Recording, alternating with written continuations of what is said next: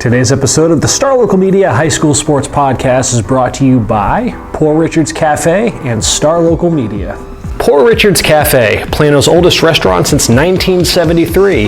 They are open daily from 5:30 a.m. to 2:30 p.m., serving the three most important meals of the day: breakfast, lunch, and dessert.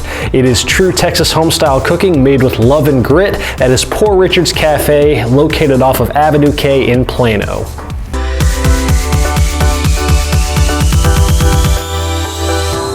Welcome to another episode of the Star Local Media High School Sports Podcast. My name is Matt Welch, being joined by Devin Hasson and Taylor Raglin. Hope everybody's week is off to a good start.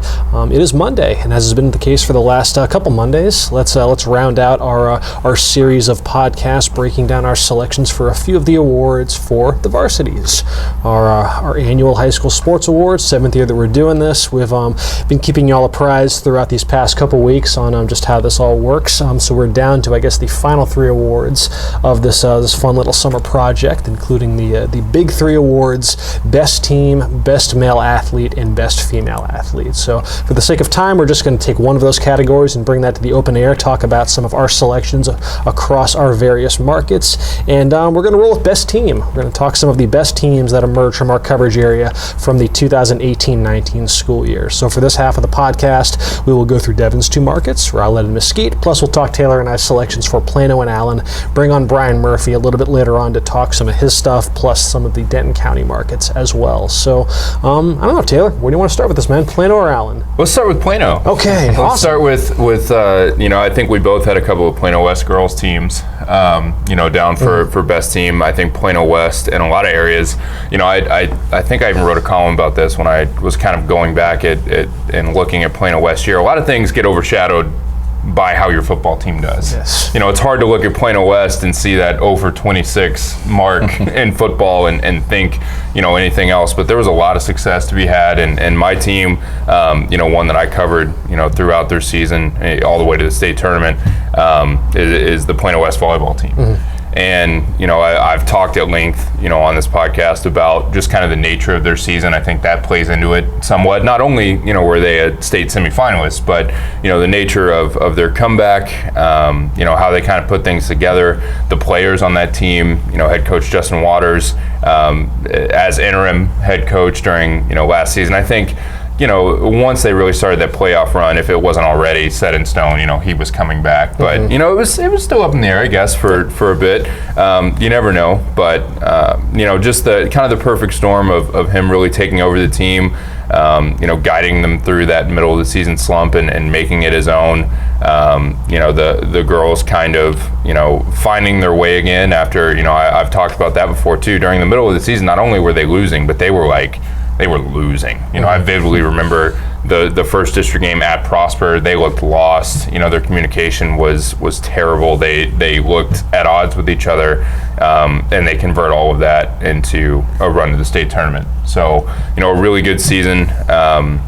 Not a lot of Plano teams in the conversations for state championships this year. Mm-hmm. So the ones that do, obviously it was a special year, and I'll go with West Volleyball for my best team. Because that is the thing about West. Even though the football program is in a bit of a rebuilding phase right now, Plano West has been for a while kind of the bell cow as far as Plano ISD athletics goes. Not just for a sport like like volleyball and what like the basketball teams have done over the years and whatnot, but a lot of the more individual themed sports. Obviously their tennis program is as good as any in the state. Wrestling coming up. Yep, wrestling's on the come up. And then this year, which was my selection for best team, you had a return to prominence for the golf program, specifically on the girls' side. Plano West girls golf had, what would you say, Taylor, its best season ever? Oh, yeah, absolutely. They'd never medaled at state as far as I'm aware of. I'm pretty sure Coach Rick Hardison said that. The boys, obviously with the Cootie twins and stuff, as of late have kind of been the focus. But yeah, this girls golf team kind of came out of nowhere this year. And yeah, like 99% sure it was the best finish ever. Yeah, they took second place at state, and granted, everyone was playing catch up to Austin Westlake, which ended up winning by like 20 strokes. I want to say, as they repeated the state champions. But within that group, you had Ellie Roth, Michelle Zhang, Melina Barrientos, Ashley Liu, Ali Toyos. Zhang finished 8th overall individually. Just a team that there weren't the like with Plano West volleyball. There's a nice little kind of a storybook dynamic with just all the ups and downs and the peaks and valleys. There really wasn't much of that with Plano West girls golf team. They just kind of laid waste to everybody prior to the state tournament. I mean, they dominated the regionals, finishing 9 strokes ahead of the field. They won the 9-6-8 tournament by almost 30 strokes. That wasn't even close. I was out there covering that one in person. That was a joke. Yeah. Like it's crazy too, because talking to Coach Hardison after that event, I mean, obviously with all the team sports and stuff, we really kind of play catch up on golf, especially around those district tournaments. And he told me, and it was the first I'd been made aware, 3 transfers. I mean, and that's really what put that, because Ellie Roth was around, and some of the other players were around, and they were always good. They were a solid program, but those transfers that came in. Transfers, very convenient. Yeah. I'm not saying they made all the difference in the world, and will, as far as, is the outlook for the future, will continue to make the difference. Oh yeah, 4 of those top 5 golfers are back next season. The Plano West should be right back in the state title conversation, you would assume. So yeah, a very, very emphatic return to form for Plano West girls golf. Devin, where did you land on whether it's Rowlett or Mesquite, one of your selections for best team? Well, I'm going to start out from the Rowlett Saxe area, and I'm going to go with Saxe girls basketball. Okay. Maybe a tale of what might have been, what could have been, but just coming off a trip to the state tournament, all the expectation in the world, and they really lived up to it for the most part. They were state ranked for much of the year, and they backed it up. They won their 4th straight undefeated district championship. Avery Krause and Kayla Demas, who played as freshmen, 4-year starters, never lost a district game.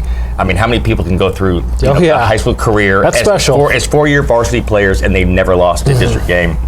55 games in a row. So they took care of business in 10-6A. Won the first game against Plano East, a game that we talked about on the podcast. We thought might be close. Yeah, it was a sneaky game. It was a blowout. And then they took care of a very good Horn team. And then they in the regional quarterfinals they ran into Allen, kind of that team of destiny who beat. They went 32-5 on the season. Yeah. 3 of their 5 losses to Allen. And obviously the last one was the most heartbreaking. Obviously, Saxe battled back from a deficit. Taylor, you were at that game. I guess Avery Krause hits the shot. It looked like they were going to be the ones celebrating. I mean, I think it was like 11 seconds left when Krause had her shot to go ahead, and it was like, oh, well, there's no, I mean, you get one more possession, but that momentum swing was huge, and then then they lose on a heartbreaking putback, I guess, as time expires. But still, it doesn't take away from the fact they had that outstanding season. Again, 32-5. This is a program that's, I mean, just keeps pushing the bar up, further and further and further. And they have a great chance to come back again next year. Tia Harvey, Jayla Brooks, Ed Heltak, Elizabeth Woods are all back next year. So they got a nice nucleus to build around. And but yeah, as far as this year goes, they had high expectations, and I thought they met them for the most part. They could have literally just been that Allen team. I mean, whichever team won that game, you could have seen easily the same path for Saxe. Yeah. It's just one of those things where tough third round matchup. It does kind of reaffirm, though, when you think of just how tough it is to get back to that level from the year before. Because ironically enough, just before this podcast, we were talking about high school football and how a lot of the odds-on favorites to play for a state title this year, North Shore and Duncanville and whatnot, just because of how experienced they are coming back, coupled with how dominant they were last season. But you think of a team that was kind of very similar to that Saxe team, which brought back its entire starting lineup from that team that went to the state semifinals. But yeah, I mean, you don't know, man. There's a lot of really good teams out there in these regions, and it's tough to recapture that magic. You don't know, just because it happens one year, it's not necessarily a guarantee that you're going to get back next season. You kind of make good with that opportunity when you can. It is funny though that you mentioned the Saxe girls basketball team, because my pick for best team and with out of Allen was indeed that very same girls basketball program. And with Allen, it's just really difficult to to figure out where to go for best team, because you can make a case for, the wrestling team could win it every year because of, just their continued run of dominance. The football team's been to the state semifinals 7 years in a row. The girls soccer team, made it to the state semifinals this year. I mean, it was another banner year for Allen athletics. And, kind of like the same logic that applied when I believe I picked the boys basketball team in this same space, last year. And it's not just what they, what the girls basketball team accomplished, but just like when I think back on this year in Allen, athletics, it's going to be like the memories that from covering that specific run that I think resonate a bit more than the other sports.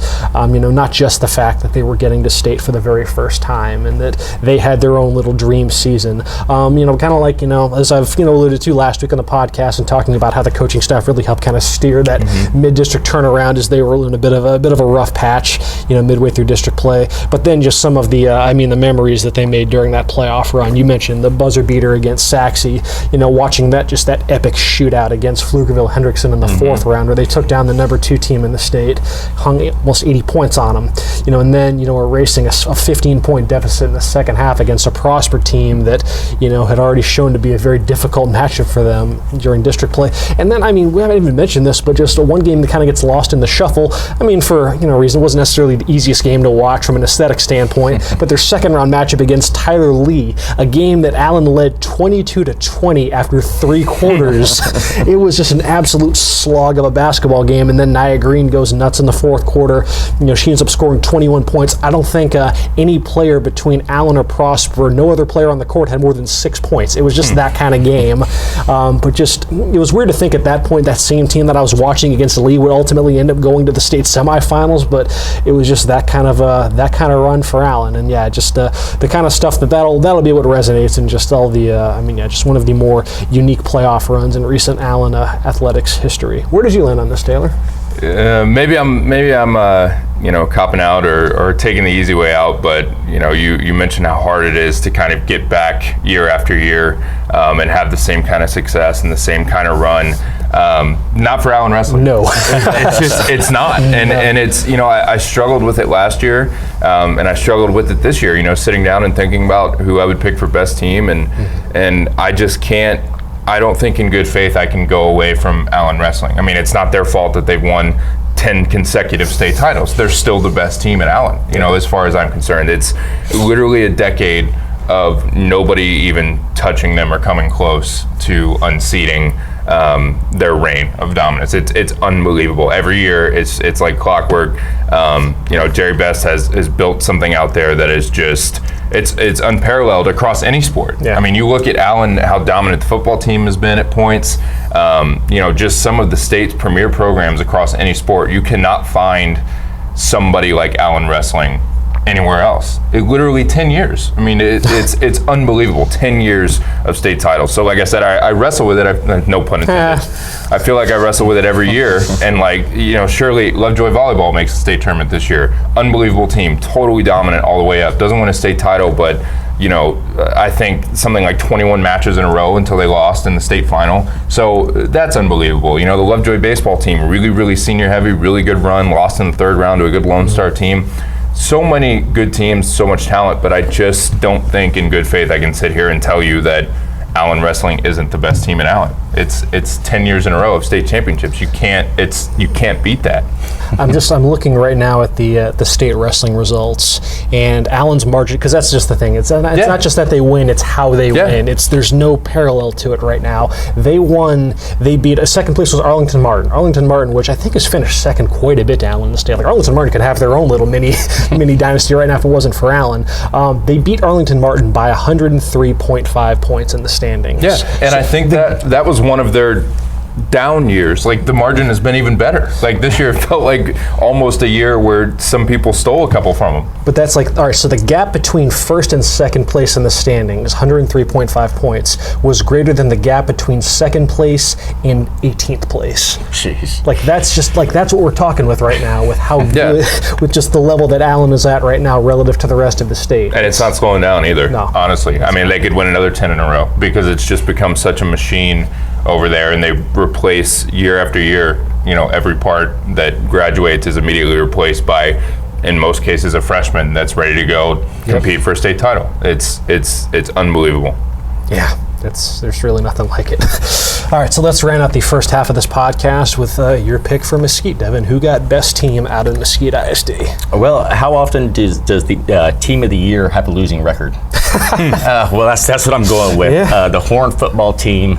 With one of the most unique seasons that you'll ever see. They entered the season with all these storylines coming in. They were the defending district champions. Mike Overton was 1 win shy of becoming Mesquite ISD's all-time leader in coaching victories. And you thought, okay, it's going to be tough at first because they opened with back-to-back state champions, Allen and Highland Park. Then they go with Cedar Hill and Arlington. Okay, that's a murderer's row in non-district play. And they played tough in those games, but they are 0-4. Okay, well, district starts. They lose to Mesquite. They lose to Rockwall. And then they lose to Longview 50-3. And it wasn't just they lost a Longview team that would go on to win the state championship team, but 50-3, they weren't even on the field. Yeah. Well, conveniently, they had their bye. They basically took a week off. They didn't even practice for a week. They did team building activities. They just regrouped, recollected, and came back and just, they're 0-7 at this point, and they just turned it around. They win their final 3 district games, beat Rockwall Heath to tie the record for Coach Overton. He passes the next week with the win over North Mesquite, and then they close out against Tyler Lee to clinch that 4th and final playoff berth. But they weren't done. And again, you look at those teams sometimes, and you see them, 2-8, 3-7, those teams, and you expect them to get drubbed in the first round of the playoffs. Well, they take on a Temple team, a very good Temple team, out of 12-6A. They win that game with a last-minute touchdown, 45-38. They followed that up with a win over Wiley in the area round to reach regional semifinals, where they lost to a very good Spring Westfield team, but they were competitive. They went down to the wire with that one too. So, they're the only Mesquite ISD team in any sport to advance to the regional semifinals. But it wasn't just the fact that they were able to do that, it was the way they went about doing it. Because when you go 0-7 and their confidence was shot, they were written off by everybody. They just thought that, okay, well, let's look forward to next season. Well, they didn't. They banded together, rallied the troops, so to speak, and put together just an incredible late season run. And it was just really fun to watch because you could kind of see it at that Rockwall Heath game, their first win of the season in late October. Yeah. But you just kind of see them grow as a team on the field that night, and they just kind of parlayed that momentum into a fun run to watch. Yeah, I mean, that's got to be one of the most unique seasons of any team that you've ever covered. What was, if you can think back when they were, at the lowest of lows within that slump, I mean, did you foresee, because I know, maybe if the schedule was organized a bit differently, maybe those wins are scattered a bit, scattered elsewhere, but did you kind of still have an inkling of, okay, you know what, if they can just still stem the tide, they can turn this around? Was there ever any doubt that they'd be able to pull that off in your eyes, or? No, not really, because, they had, the talent was there. Jermaine Gibbons was a district MVP a year ago. A lot of it was the schedule. I mean, I think I can't remember the exact number, but their first 7 opponents at one point in the season, their combined record was 61-6. And I think 4 of those losses were by Mesquite. Because they just ran up against it. It was a heavy, obviously the non-district schedule. They wanted to play tough opponents, and they did, and it made them a better team down the line. But yeah, it's just the way it fell. But no, I mean, I always got a sense that even when they were 0-7, I think we even talked about it on the podcast here. I said they're going to make the playoffs. I mean, they're going to win these last 3 because I thought they were a better team than those final 3 opponents. And the way it's set up, in terms of tiebreakers and whatnot, it fell in their favor. And again, so they took care of business in those, but then the playoff run was something special as well. Awesome. And that is a look at the very least a few of our markets on our picks for best team for the 7th annual edition of the Varsitys. We've got one more half of the podcast. We'll bring in Two.Bryan Murphy to talk some Frisco, Little and Celina, plus some of our best team selections out Denton County ways, and we will pick that up in just a moment after a word from this sponsor. Today's podcast is brought to you by Star Local Media. 14 newspapers and websites with a print distribution of 270,000 homes and monthly page views of 600,000 online. Star Local Media, your community voice for news. And now, let's get back to the podcast. Welcome back. We've got Bryan Murphy now slotted in for Devin Hasson as we continue to close out our discussion of awards for latest edition of the Varsitys. We're talking best team selections, and Bryan, with you on the roundtable, that means we'll talk a little Frisco, Little Elm, and Celina. So let's pick one of those three markets, man. Who was your best team for one of the three markets that you cover? Let's go ahead and get Frisco out of the way. Okay. First off, how tough was this decision for you? I could have easily picked like 8 or 9 teams for It's case every year though, isn't it? Yeah. Oh yeah. Well, I like serious strong consideration for like almost 10 teams. You know, and we were talking just a while ago. You know, you're trying to find out who I picked, and you threw out some guesses. You know, first ones that come to mind. You know, Liberty girls basketball, Lone Star girls basketball, Lone Star baseball, Lone Star boys basketball, Reedy football, Independence girls soccer. They made an awesome run, and they even beat Wakeland girls soccer in the district standings. You know, the defending state champs. You know, Wakeland cross country girls winning state. The list is just endless. You know, in every sport, there's at least one juggernaut that I could have picked from. But I'm going to go with the team that's been doing this for the entire decade, and they did it again. They came so close to making it a three-peat. It's Wakeland boys soccer, and that's the class of Frisco, and not just soccer, but in every sport. You know, that's that gold standard. You know, they've been to state 4 years in a row. Like I said, they made it to state this past year. They were so close to making it 3 years in a row. 4 years ago, they lost in PKs. And so they're so close to having won 4 consecutive state titles. Lebanon girls golf, by the way, I got to mention them too. They were in consideration. Okay. They were leading after day 1, and then they finished tied for second at state. You know, just their second year, really going at this thing as a program. But yeah, none of those teams can trump what Wakeland or boys soccer has been able to do over the years. It's dominant. The job that Coach Andy Holt has done, he set the bar so high. After each game in the playoffs, last year and then this year, I'd see him, I'm like, dude, you're setting the bar too high for yourself, man, because 3 years at Wakeland, 3 trips to state, and they're going to be back again next year. They're bringing back a bunch of guys, and they're going to be scary again. Meanwhile, like in McKinney, I'll give Kendrick Johnson's selection for best team. McKinney ISD only had one team get to the state semifinal round of the playoffs. We alluded to them last week, but nevertheless, McKinney Boyd baseball with one of the unlike Wakeland, which has been doing its thing for quite some time. This was, in the time that I've been around the Plano Allen McKinney district, I can't recall a team coming out of the blue and having a dream playoff run quite like this Boyd baseball team. If you don't know the story of them by now, they basically from rounds 2 through 5, they lost game 1 of all 4 playoff series, and then proceeded to then win elimination games. I guess they won 8 consecutive elimination games, games 2 and game 3. They were basically like the Undertaker. They were just raised from the dead, and then once they got rolling, man, you really can't even find any parallel, at least within at least the Collin County 6A schools, like just over the years, that's even remotely comparable to what this Boyd baseball team did. Going into the playoffs, we all thought the hierarchy was Prosper, Allen, Jesuit, Boyd. That's what I thought. That, like a team, if they were going to make a run, you know what I mean?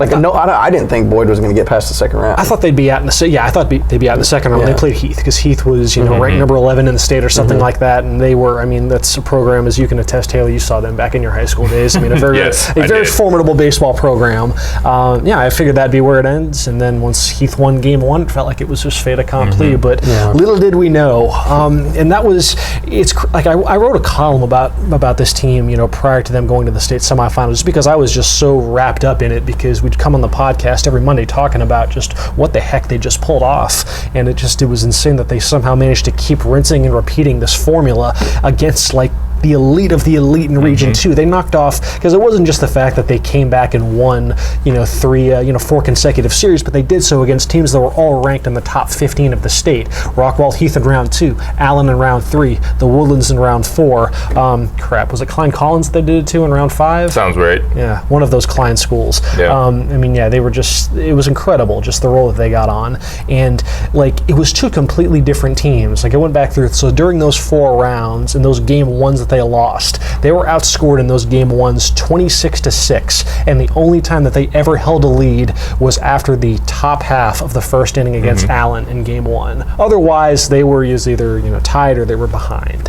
And then in games 2 and 3, they outscored their opponents by a combined margin of 42-17, and they only trailed total across those 8 games for 2.5 innings. That shouldn't be sustainable, but it was. Like the way that they ran through the playoffs should never work. You cannot lose game 1 over and over and over. It should never work, but it did. Was Boyd rolling out the same 1-2 starters each time?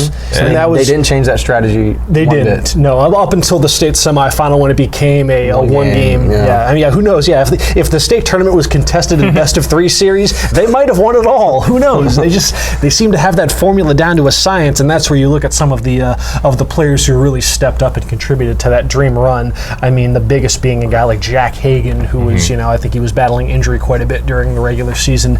Didn't really pitch a whole lot until like the latter half of district play, and then he just kind of hit a groove that was he was on such a roll in the playoffs, and he looks like he's going to be one of the elite pitchers now heading into next year. Then you had a guy out of the bullpen like Dawson Goheen, who pitched so many clutch innings for them. And then at the plate, I mean, Tyler Collins, we all know how great Tyler Collins is. He was the Offensive Player of the Year in District 9 6A. I believe it was just a sophomore last year. I mean, he's primed for greatness, going forward. But then guys like Simon Reed, Jack Brinkley, and I was covering the Allen series, and his defense, very well may have saved their playoff run in game 2 of that series. I mean, a game that they were perilously close to getting swept by Allen, if not for some great defense by Jack Brinkley. I mean, it really was a really special run. It was the kind of thing that just any team, when you say just get into the tournament and see what happens, I mean, that's what you mean when you say that. If you just can conjure up that magic to have a run quite like what McKinney Boyd baseball pulled off. Like you said, Taylor, I don't know how repeatable that sort of thing is. I don't know if we'll ever see another run quite like that. But it happened. It was cool as hell to follow. McKinney Boyd baseball, the best team coming out of McKinney. Let's see. Let's talk about one of our Denton County markets, Taylor. Lake Cities. Sure. Like our discussion for Coach of the Year, I think it really comes down to 2 teams for best team. And for my money, we talked a lot about on the first half of this podcast, kind of the stories that are involved with some of these teams and the improbable nature of what they did and how that kind of adds to the mystique, I guess, for lack of a better word. And that was certainly the case with Lake Dallas baseball. This year, that was a team that was, middling at best throughout district play. Snuck into the playoffs in a tie for the 3rd spot in 8-5A, won a play-in game, which I've talked about at length, how important that was to avoid Colleyville Heritage, who would not be denied this postseason. So they beat Denton Ryan to earn the 3 seed. And then all of a sudden they just go on a roll that nobody saw coming. Especially you talk about Boyd running into some of those programs where it's like, okay, this is going to be the round. This is it. It's been great. It's been fun. This is awesome. But this is going to be when it ends. And I think Lake Dallas had one of those moments against Burleson Centennial. Jacob Metter, TCU signee, the ace over there had already thrown a no-hitter in the playoffs, I think. And it was just like, okay, Lake Dallas, you went on a really good run. This is awesome, but you're just going to kind of be outmatched a little bit and strong-armed by some talent, in this round, and they weren't. Cade McCollum goes out and outduels Metter. They end up sweeping Burleson Centennial, and Lubbock Monterey finally gets to him, and I think that was a really good Lubbock Monterey team, and Lake Dallas finally, the arms just kind of faded a little bit, but just the overall run, second only, obviously to our other candidate, who I'm sure you'll get to, but, just the season they had and the way they put it together with the roster constructed as it was. It wasn't a roster that was on paper supposed to go, nearly to the state tournament or to a regional final, but, there they were, and it was a fun run. It was one of those runs that was really enjoyable to follow just because you could see, I don't know if it was unexpected within the locker room, but just the way that the community kind of rallied around them and reacted to it. It was one of those special runs for sure. With the other team out of Lake Dallas that would get this nod from me, with the boys soccer team and what they were able to pull off. I don't know how much of what they accomplished last year was unexpected internally, because you wonder, just like that was the big question heading into last season, was how are they going to build off? It was hands down their best year ever this time last year. I'm sure we were glowing about the same stuff with them as they won their first ever playoff game and whatnot. So when you have that success already kind of ingrained ingrained. What in a region that lines up a bit more favorably, especially in soccer. I mean, who knows if they get back to state, if they have to go through the Frisco ISD schools, if they're still in Region 2. But nevertheless, it was all kind of out there for them to potentially make a pretty serious run in the playoffs. But you see just kind of the milestones that they accrued along the way, winning their first ever district championship, and then now, we mentioned right back 2 weeks ago talking about best game and just how close it was to going one and done in the playoffs in that wild game against Saginaw, and how they were able to kind of conjure that play till the very last second mentality and build on it with just looking through their playoff run, they turned right around in the second round and they shut out Mansfield Legacy 3-0. A bit more kind of what you would have expected, a team like that to compose themselves in the playoffs. And then you saw the matchup against Arlington Heights, which was, you can talk a little bit about that. That was its own. It was really similar. It was another game where it was looking grim at one point, and then all of a sudden, I believe it was Patty again who just, all out of nowhere within like a 3-minute stretch, it was bam, bam, and all of a sudden Lake Dallas is on top, and you can just see it. It had almost gotten to the point where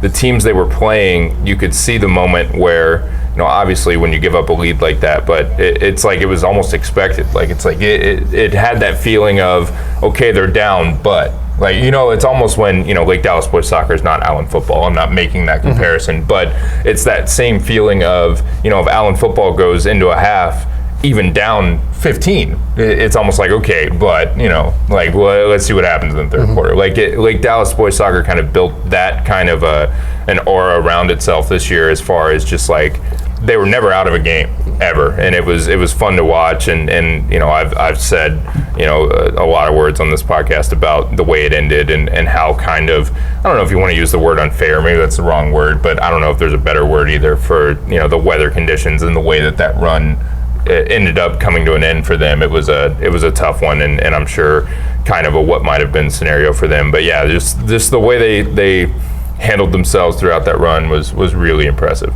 Brian, where did you land on your best team for Little Elm? It's almost been like a clean sweep, with these varsities, with one team in particular. They had a moment for best performance with Lauren Lucas in the playoffs, throwing a no-hitter, best coach, Jill Miller, and now they get best team. When you reach, a spot in the playoffs that no other program in your school history has ever done before, it's going to take precedence over, these other teams. And, despite, Little Elm boys basketball having good years and Little Elm baseball winning a playoff series and stuff like that. But, no one did what the softball team did, going 5 rounds deep and, having to run into the Colony, that big boogeyman in 8-5A, facing them 3 different times this year. And if it wasn't for the Colony being in that same region, they very well could have made it to state. They're that talented, that loaded. You have a superstar pitcher that does it all. That certainly helps, and it was a no-brainer for Little Elm. Also forgot Little Elm girls soccer. That was actually the second one there. They had a great year. They won a playoff game in the first round. They won the district for the first time ever, but they just didn't have that playoff success. If they would have made a run somewhat similar to softball, Little Elm girls soccer would have definitely made that interesting. They were a very, very good team. They'll be very, very good again next year.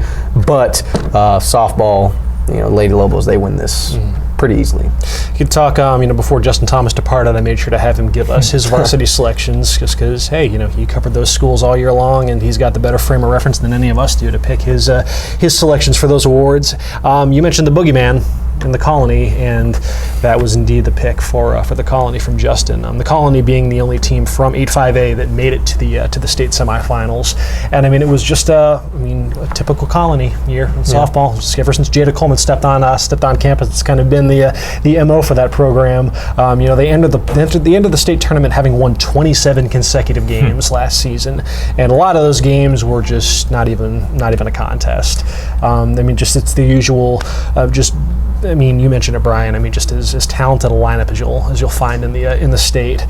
They were just from top to bottom. They were just so good. Carly Charles hit last in the order, and I think she had 2 hits that game. One of them was a double, I want to say, and then her pitching. We're not even talking about Jada Coleman, how she got on base every single time, and next you look up and she's at second or third after she bunted every at bat. reached second or third. I think she scored 3 runs that game. Anyways, it's just they were just such a machine. Not even mentioning Jada Coleman, Carly Charles, and they were just so much better. And I even saw Forney play against Reedy in softball in the same round, and I just think the Colony, they just had a little slip up at state, but that was kind of surprising to me. But I didn't see a team like the Colony softball all year. Yeah, that was one of the best teams I saw all across the board in any sport. Yeah, it wasn't just Jada Coleman, who's one of the best players in the country. Carly Charles, who's hands down the best pitcher in program history at the Colony. J.C. Hamlin, another Division I prospect. And then you've got, they did this all without their top power hitter, and maybe one of the top power hitters in the state, Madison Hirsch. Yeah. So you think of what that could have been. But then to get back to state for the second time in 3 years, it was kind of like an oddball situation down at state. Like, I got to see that game.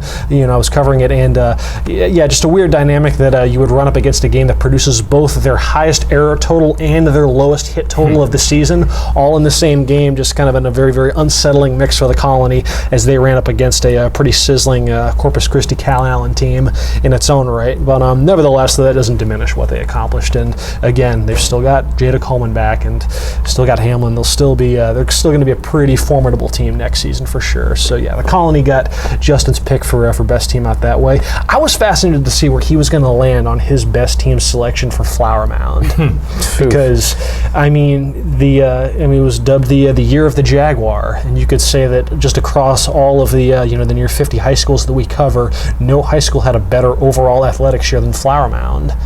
Just all of the multiple state championships and all of the accolades that program amassed. I was basically between volleyball and boys soccer where Justin was going to land on this. He ends up going with the boys soccer program as his pick, and that was one where if I had to just kind of put myself in Justin's head and where what would have driven him to that resolution, kind of like as I alluded to in the last part, where with Allen girls basketball, just some of the memories that team kind of implanted just throughout their their dream run, kind of get that same vibe from what the Flower Mound boys soccer team was able to accomplish. Obviously their best season ever, their first ever state championship. I believe they had only been to the regional semifinals maybe one other time in their history. So this was, such uncharted waters for them. They were coined the Cardiac Jags by Justin throughout the postseason as a bit of a testament to their incredible resilience. And you just have to look at the state tournament to kind of get an idea as to why that moniker was fitting. That wild semifinal against Elsick, where Flower Mound's down 1-0, heading into the second half, and then there's a stretch there from the 60th minute through the 64th minute where 4 goals were scored between Flower Mound and Elsick.